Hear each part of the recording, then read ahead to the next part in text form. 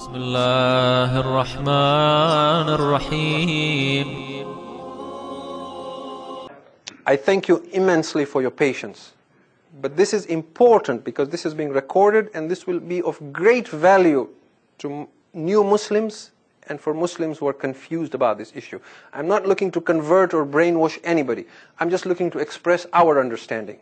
And I know many of you understand this and might be thinking, why are you trying to convince me? I already believe in the concept. But it is important for us to also understand how we come to this understanding and conclusion. This is very, very important. These are the kind of things we want to teach our children in the madrasa as well. So that when they discuss this, we don't want people just saying, oh, the Shias, breakaway sect from Islam, believe in their imams, as if it's something fanciful and emotional that we came to conclude. It was a breakaway, it was a political movement, something in history, a group of heretics. No, there are theological proofs for this. There are necessities of religion that depend on this understanding of imamat. So now we went back to our Muslim brothers and we said, fine, you have told us what the qualities of an imam must be. You have told us that an imam's imamat is never nullified.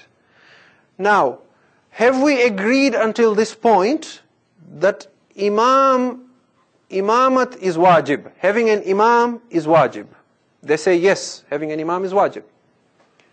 We say, tell us why is it wajib to have an imam? Why is it obligatory to have an imam? Now listen to this. It's a very involved but an interesting discussion. You see, the Sunni Muslims in the past used to be of two theological understandings. They used to have the Ash'aris and the Mu'tazilis. The Mu'tazilis were very close to the Shias in their understanding. They produced some great scholars. The famous Mufassir of Quran, Fakhruddin Razi, was a Mu'tazili. Ibn Abil Hadid, who wrote the Sharh of Najul Balagha, was a Mu'tazili. But the Mu'tazilites are to all purpose and intent extinct now. They're very few, if any. Most, if not all, the Sunni Muslims you meet today are of an Ash'ari understanding. Okay? All of Saudi Arabia follows the Ash'ari school of understanding. So we have three opinions as to why imamat is wajib. We have the Ash'ari opinion, we have the Mu'tazili opinion, and then we have the Shia opinion. We asked the Ash'aris, why is an imam, what makes imamat wajib? They said, tajibul imama sam'an. Imamat is wajib because we hear of it. Meaning what? Meaning we proved imamat to be wajib because of history. So we say, how did you prove imamat is wajib through history? Now here's what they say. They say, the Prophet of Islam did not appoint anyone. After he passed away, Medina was grieving. People were weeping on one side, confused on the other. People thought this is the end of Islam. There was so much shock because people never thought the Prophet would pass away, perhaps. Some of the companions could not believe he had passed away. In particular, all books of history says that Umar ibn al-Khattab pulled out his sword and said, if anyone says Rasulullah has died, I will behead him. And he continued saying that until Abu Bakr came, he went inside, he lifted the cloth, he looked at the face of the Prophet, he confirmed the Prophet has passed away. Then he came back, he calmed Umar down, he recited an ayat of Quran, وَمَا مُحَمَّدٌ إِلَّا الرَّسُولُ أَفَإِنْ مَاتَ أَوْ قُتِلَ إِنْ قَلَبْتُمْ عَلَىٰ أَعْقَابِكُمْ. Muhammad was but a messenger. If he dies or is killed in battle, will you turn on your heels and die? After saying all that, he said, هَذَا مُحَمَّدٌ عَبْدُ اللَّهِ قَدْ مَاتَ. This is Muhammad, the slave of God, he has died. وَأَمَّا رَبُّ مُحَمَّدٍ فَلَنْ يَمُوتْ. As for the Lord of Muhammad, he shall never die. In other words, we must now continue to keep this mission alive. We must continue to keep what the Prophet brought and stood for and preserve it and guide the Muslim Ummah. And so, because of these historic events, the need for an imam was felt. This is why imamat is wajib. Do you understand? Now, we said to them, when was this need felt? When did you feel this need? They say the need was felt almost immediately. So immediate that even the Prophet's body could not be washed. There were 8 people only to wash the body of the Prophet, and there were only 6 to bury him. At Ghadir there were 100,000. So the need for an imam was felt with such urgency, with such immediateness, that immediately the Muslims went and gathered at Saqifa and began deciding the fate of the Ummah. We say, if this urgency was so great, why didn't the Prophet say anything about it? If it's wujub, if it's being wajib was so great that even the Prophet could not be washed and an imam was needed, how could Allah and His Messenger ignore this? This Rasul, who has told you that even when you go to the washroom, what is wajib, what is haram, what is makruh, what is mustahab, how could He ignore something like this? Now, I want you to listen to this very, very carefully. There are 3 options. Option number 1, Rasulullah appointed someone. Option number 2, he was silent, he didn't appoint anyone. Option number 3, he wasn't silent, he specifically spoke about it, but he said, I am not appointing someone because Allah does not want me to appoint someone. And He wants me to leave this in the affairs of the Ummah. Allah will decide Himself what will happen next. Now get this very, very clearly in your minds. There is no narration, not even a weak one, neither in the Shia books nor in the Sunni books, that the Prophet of Islam said, I am not appointing someone. If he was silent, he should have at least said, here's why I'm not appointing someone. There is no hadith that he said, I'm not appointing someone. So now you're left with 2 options. Either he appointed someone, or he chose to remain silent. If he appointed someone, who did he appoint? If he would have said, I am not appointing someone, then the natural response to that is people would have asked him, what should we do then? He would have said, choose one yourselves. Then the people would have said, what criteria should we use to choose someone? Right? So the only option then, from a non-Shia perspective, is that the Prophet was silent. If the Prophet was silent and did not say anything, then we must assume he did not want anyone appointed. In which case, for the Muslims to appoint someone was bid'ah. We don't use this term too much, but it comes in handy. It is an innovation. It is an innovation because Rasulullah did not want anyone appointed. If you say it is not bid'ah, then is it sunnah? If it is sunnah, then again it is not wajib. At least you should have washed the body of the Prophet and dealt with it after. They say, no, it couldn't. It had to be dealt with right away. Then it means it's wajib. If it's wajib, then number 1, how do you prove it is wajib? From Quran or from Hadith? And number 2, if it is wajib, how could Allah and His Messenger neglect something that was wajib? So you come back again to the same question. Now in the interest of time, I have to keep forging ahead. We leave this for a moment. We go to the Mu'tazilis. We said to the Mu'tazilis, is imamat wajib? They say yes. How do you prove imamat is wajib? They say, tajibul imama aqlan. Imamat is wajib based on reasoning, not based on history. Very good. Reasoning. We like reasoning. So now we say to them, our response. If imamat is wajib based on reasoning, based on whose reasoning? Your reasoning or the reasoning of Rasulullah? If you say that your reasoning determined that imamat was wajib, but the Prophet kept silent, then it means your reasoning is superior to the reasoning of Rasulullah. Because you are able to determine something is wajib, but he was not. You realized it is necessary, it escaped him. And if you say it is wajib based on the reasoning of Rasulullah, Then if it was wajib, why did he not say about it? Why was he quiet?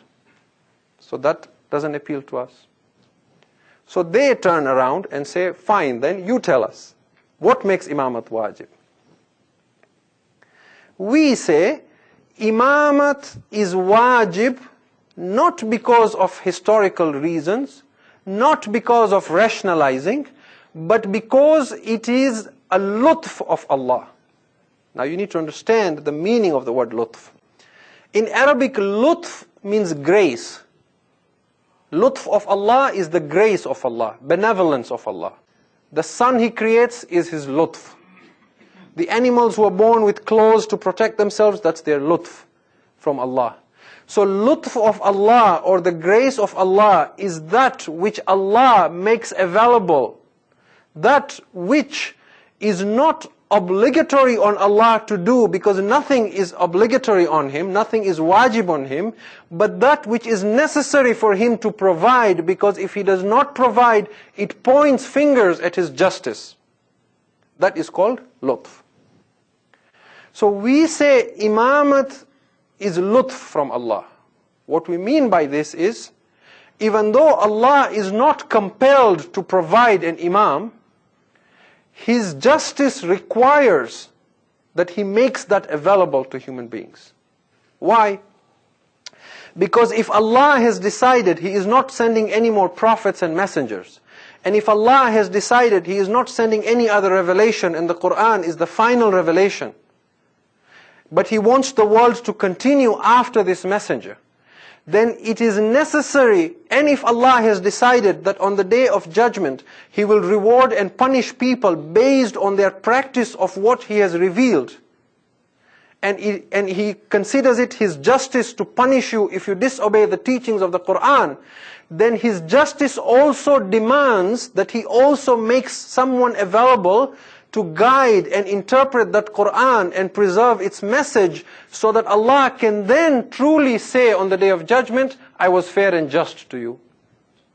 If He does not make such a person available, then it points fingers at His justice. Because everything cannot be interpreted directly from the Quran, even if some of the Sahaba thought, Hasbuna kitab Allah.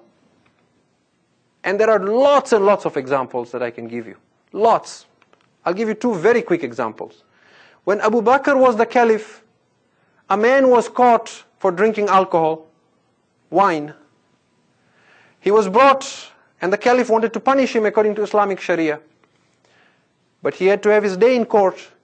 He said to the caliph, I used to live in a community that used to drink wine, and we never knew that there was an ayat of Quran about the prohibition of drinking wine. Today was the first time I heard about this ayat of Quran. So when I drank, I didn't know it was haram. And the books of Hadith say that the caliph did not know how to deal with this case, because the man was right. Give you another example. During the caliphate, the second caliphate, the caliphate of Umar ibn al-Khattab, a man came to him and said to him that, O Amir al-Mu'mineen, in Islam there is a law that says, if you divorce your wife 3 times, you cannot take her back. During the days of Jahiliyyah before Islam, I divorced my wife twice. After Islam came and we became Muslims, I have divorced my wife once. So do I still have 2 more chances, or have I used up my 3rd chance? It's a valid question. The caliph could not find the answer in the Quran. He said to him, La anhaka wala amurak. I neither forbid you nor do I permit you. What do you do with that? It's like the other story of the man who had something in his mouth and he was told, you can't swallow it, you can't spit it out. It just stays in your mouth. But that's another story. So there has to be someone who understands Quran after Rasul, who can preserve this message, and therefore imamat is the lutf of Allah. Now if you say imamat is the lutf of Allah, then what is the corollary to that? Corollary means if you put forward a theory, then what does that imply? Right? What does that then lead to? Once you say imamat is a necessity from Allah as a grace, then the corollary to that is that the Imam cannot be appointed by election or consensus. That Imam must also be appointed by Allah. It must also be mansus min Allah, either directly or through His messenger. Because Allah then will know who is able to fulfill His lutf so that no one can point fingers at His justice. So this is our understanding. Now, there is still one discussion I have to make very quick, and then I will make a conclusion. I know it has been heavy going, and tomorrow night as well it will be heavy going. I have to tell you this, because the nature of the subject is such. Now, we take our argument back once more. This is the final discussion I'm coming to. We say, we go back to the Ash'ari. The Ash'aris are the majority today. We say to them, fine. For a moment, we are going to concede and say, yes, Imamat is wajib because of history.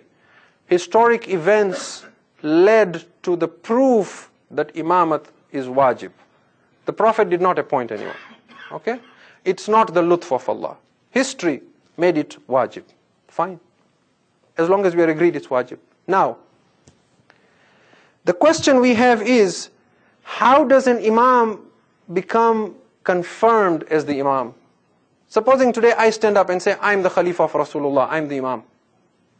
There has to be some way of confirming that I am or not. Those initial criteria are of no value, because we have seen I have to be just, but if I am unjust, my Imamat is not taken away. So we said to them, how do you confirm the Imamat of someone? They say, because the Prophet did not appoint anyone, it means he wanted the Ummah to decide. Therefore, the consensus of the Ummah decides who is the Imam. Fair enough. We said, whose consensus from the Ummah? Because the Ummah is a large crowd, even in the time of the Prophet. There was Muslims in Medina, in Basra, in Kufa, all over the place. Right? So whose consensus?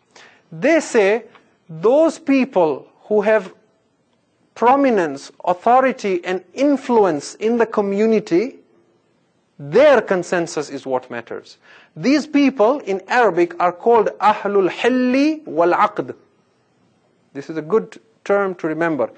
Al-Hilli wal Aqd, Al-Halli wal Aqd. Hal is to untie something, right? To open, like you use hal of a mushkil, for example, right? Hal is to untie, Aqd is to tie. So Al-Halli wal Aqd, Ahl al-Halli wal Aqd are the people who untie and tie. It's just an expression. So in every community, even if you look at this community, for example, you might have the chairman, you might have the vice chairman, the secretary, and all the people who have positions. And then you'll have some people who don't have a position, but they have a status in the community and a certain influence, so that if they stand and speak, the community listens. And they can guide the community in a particular direction. And the leaders would respect their opinion. These are the Ahlul Halli wal Aqd, the people who untie and tie. So they said, these are the people who will decide. We said, fair enough. We agree with that as well. How many from Ahlul Halli wal Aqd do you need to confirm an Imam? So the initial theologian said 5. I said 5? How did you get the number 5? They said, when the Caliph Umar was dying, he appointed 6 people as a shura and said, out of you 6, decide who will be the Caliph amongst you. So 5 people decided that the Caliph will be Uthman, even though we don't agree that all 5 agreed on that, because Imam Ali was one of them. But they say out of the 6, 5 decided. Therefore 5 people of prominence, because Umar chose 5 prominent people. We said, very well, that's fine as well. But the problem is that when Umar was elected, Abu Bakr elected him on his deathbed alone. So there was no 5 people, there was only 1. So then the theologians changed the rule. They said the consensus of 1 is enough. Consensus means 1 person, as long as he's a person of prominence and people respect his view. We said that is fine as well. But the problem is that when Abu Bakr was elected, there was no respect. There was a fight.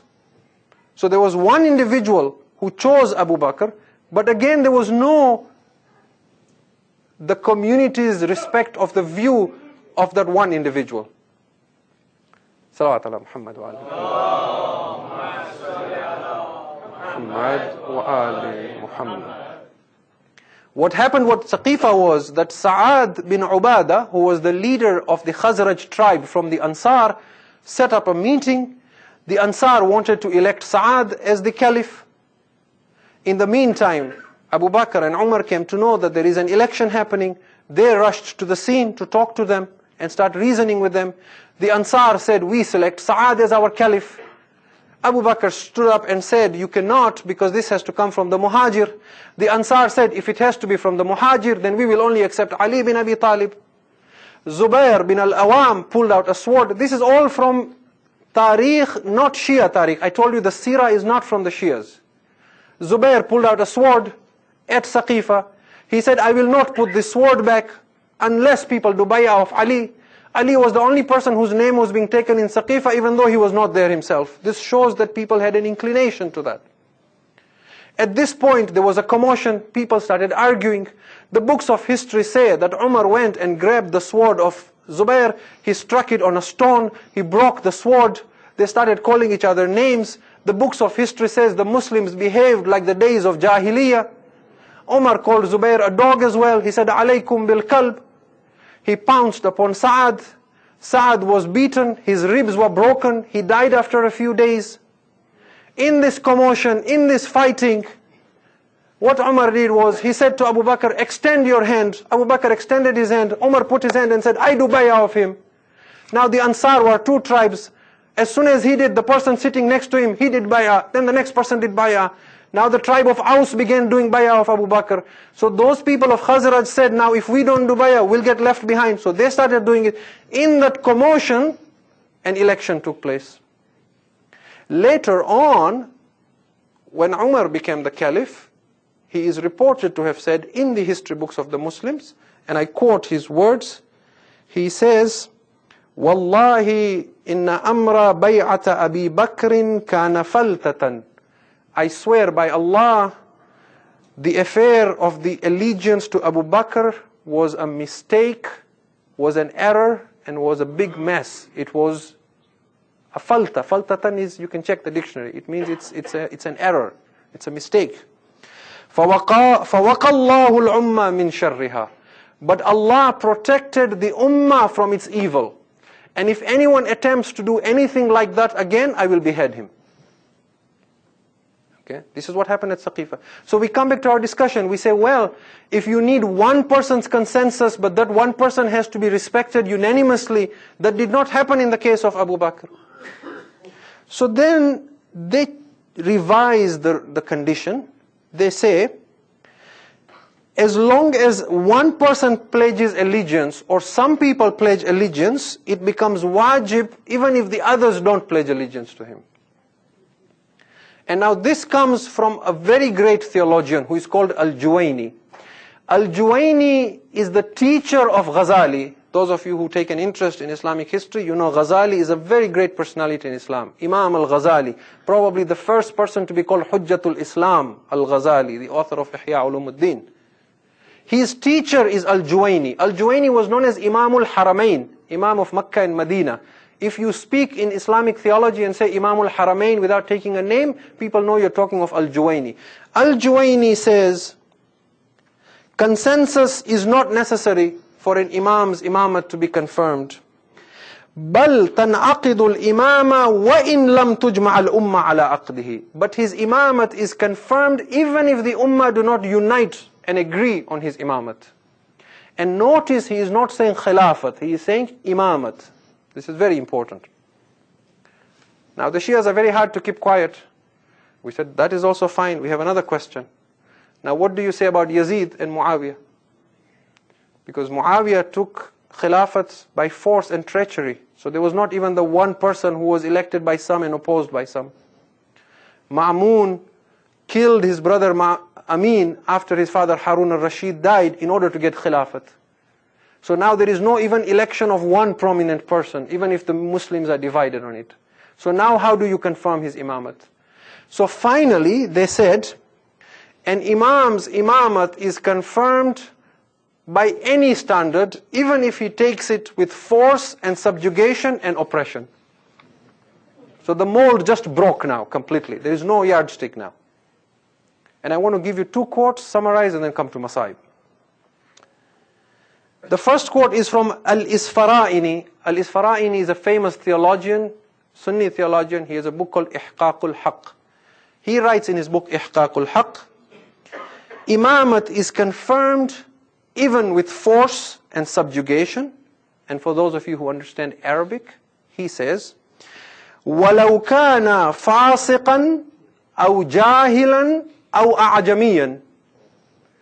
Even if he is a transgressor, an open sinner, and he is ignorant, and he is non-Arab. So these three fall in one class. Ignorance, transgressors, and non-Arabs. Any of these. Because why? Originally, the rule was he must be from Quraysh. And At-Taftazani, whom we mentioned before, in his book, he says, the imamat of an imam is confirmed even bil-qahri wal-istila, with force and subjugation. In aqadat al-khilafatu lahu waqadha idha kana fasiqan aw jahilan. His imamat is confirmed even if he is an oppressor, if he is an open sinner, and he is ignorant. In other words, what was happening now is a statement to cover the sins of everyone and say even Yazid can be ulil amr, and obedience to him is like obedience to the Prophet. The corollary to that is that today the Muslims who say radiyallahu an after the name of Yazid, those who say this, they also say that Imam Hussein was wrong in rising against Yazid. Why? Because you cannot rise against an Imam وَلَوْ كَانَ فَاسِقًا أَوْ جَاهِلًا. So Hussein did not know all those ahadith of his grandfather, that even if the leader usurps your rights and hits you and whips you, isma' wa ati, listen and obey. But these people know that Hussein was wrong. So I make a few observations and then I have ended, I promise. The first thing we want to summarize for tonight, because we said tonight we're discussing Imamah from a theological perspective, tomorrow from a history perspective. The first thing we want to confirm again is that the concept of Imamat very, very much exists in all the Muslims, Shia and Sunni. Okay? The last time, a couple of years back, I did a search on the internet on the concept of Imamat in Quran. I found an article by an individual who claims he was a Shia and then he became a Sunni. And in that article he writes, he says, I was a Shia and I know how to debate with the Shias. And he says, when you want to defeat the Shias, don't argue with them about anything. Don't argue with them about the right of Khilafat, about Ghadir, about the marriage of Mut'ah, about this or that. You will fail. The only way to fight the Shias is tell them that Imamat is something you innovated. There is no place for it in Islam. Now obviously he changed too soon because he's not aware of all these theologians and their opinions. But Imamat is very much a belief in all Muslims. Yes, we disagree on the qualities of an Imam. If you tell me as a non-Shia that you Shias believe your Imams are infallible, that I accept. And there are reasons why we believe that. And we will be happy to share those reasons with you. But don't tell me that Muslims do not believe in the concept of Imamat. They are talking about it and using the word Imamat, Imamat, Imamat, not Khilafat only. That is number one. Number two, as we have seen, the rules of how an Imam gets elected were reverse engineered. Do you understand the term reverse engineered? Meaning, instead of setting the rules and saying these are the qualities of an Imam and then saying who fits this bill, does Ja'far as-Sadiq alayhi salam fit this bill that he should be our Imam? The way it was done was the other way around. Look who became the Imams. And then whoever became the Imams, look at their qualities. Those are the qualities and the prerequisites of an Imam. This reminds me of the saying that says, if you never want to be wrong, shoot your arrow first, and then whatever you hit, you call that your target. You can never be wrong, because whatever you hit will be bullseye.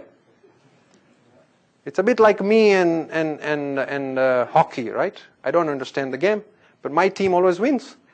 Because I don't start cheering like the rest of you before the game starts, and right? I wait and see who's winning. Whoever's winning, that's my team, right? This is very important to understand how these concepts came into being. Now, I want to say just one thing, and listen to this, how beautifully things work. Look at Allah's power, how He makes things come to be. You will be amazed if you have never thought of this point. There are two opinions now in Muslims. Either the Prophet appointed someone, or he didn't appoint someone. Those who say he appointed someone, they say he appointed Ali bin Abi Talib. There is not a single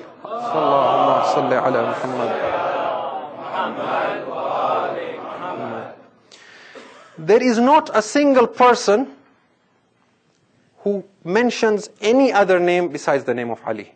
If there is any Muslim of any madhab, of any sect, who believes that the Prophet appointed someone, they only believe it was Ali.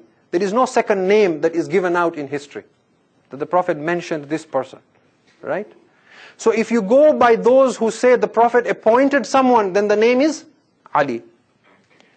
If you go by those who say the Prophet did not appoint someone, their initial premise is that the Prophet did not appoint someone because he wanted the Ummah to decide who to appoint.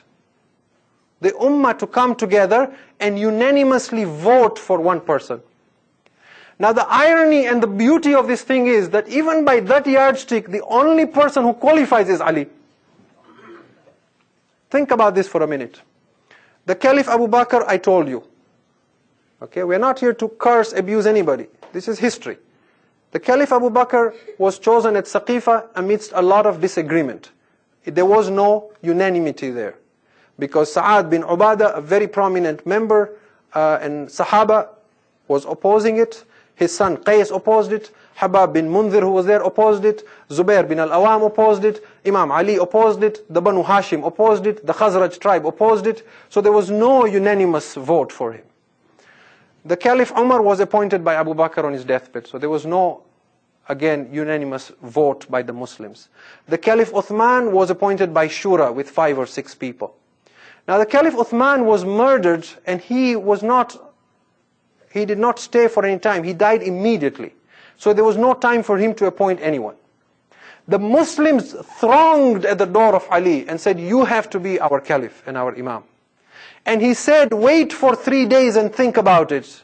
After 3 days, they still came to his door, to the point that Ali says in Nahjul Balagha, they almost crushed my toes.